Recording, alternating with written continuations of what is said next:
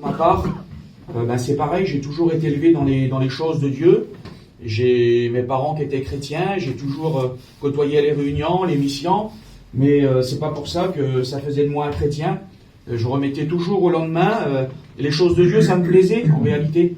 J'aimais ces choses-là, je savais que c'était la vérité, mais je remettais toujours au lendemain. Et je me disais, chrétien, oui, mais plus tard.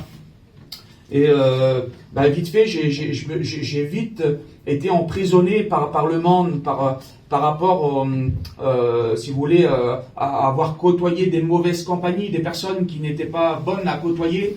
Et ce que des fois on veut faire pareil que les autres. Et puis j'ai touché à des choses qui n'étaient pas à la gloire de Dieu. Et bien vite fait dans ma vie, j'ai été emprisonné, sans rentrer dans des détails, par le péché, lié par le péché.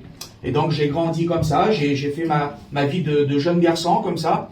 Et plus tard, j'ai fondé un foyer. Et je me disais, là, ces choses-là, il va falloir mettre un stop. Parce que on ne peut pas construire un foyer avec ces choses-là, c'est pas possible. Parce qu'on sait très bien qu'avec l'alcool, et puis je demande pardon aux anciens, mais avec la drogue et tout ça, dans un foyer, ça va pas. On sait très bien que ça peut pas le faire.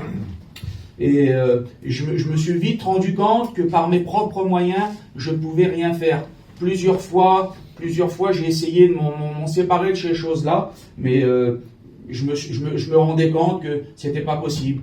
Donc il y avait bien sûr querelles et disputes dans le foyer, je vous raconte pas, la misère complète.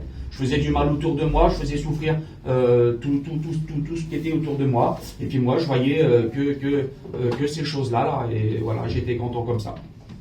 Et puis un jour, où le jour a passé, et Dieu fait grâce, parce que le Seigneur entend le cri d'un malheureux.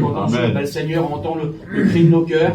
Et puis un soir, c'est ce que je racontais aux frères sur la route, un soir, le Seigneur m'a fait comprendre mon état où j'étais.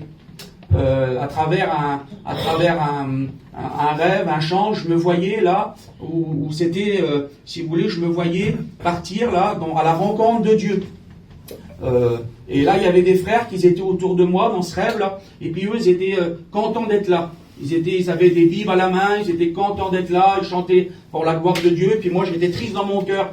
Et puis, dans ce rêve, il y a une personne qui s'est approchée de moi, il a dit, mon frère, pourquoi tu es triste? Le Seigneur revient. Et j'ai dit, oui, mais moi, dans l'état où je suis, le Seigneur ne m'acceptera pas. Et j'avais mes enfants là avec moi dans ce rêve-là. Et je donnais mes enfants, et je me disais, bon, moi, eux seront sauvés. Et puis dans ce rêve-là, je me disais, Seigneur, si je pouvais encore avoir un petit peu de temps pour t'accepter et puis faire ta volonté, Seigneur, j'ai toujours entendu parler de toi et puis j'ai pas fait ta volonté. Et aujourd'hui, je suis perdu. Et là, je disais, de tout mon cœur, Seigneur, si je pouvais encore avoir un petit peu de temps. Et puis ça faisait dans mon cœur comme si que le Seigneur me disait, le temps que tu veux, je te l'accorde. Et là, je me suis réveillé en pleine nuit là, chez moi. J'étais rempli de la présence de Dieu et j'ai demandé pardon au Seigneur de tout mon cœur. Et j'ai dit, Seigneur, il faut que ça change. Je te demande pardon. Et le matin, j'étais plus la même personne. J'avais reçu la nouvelle naissance dans la nuit. Alors c'est vrai que là, on est à la bonne place. Tu es à la bonne place ce soir pour accepter le Seigneur si tu ne lui appartiens pas.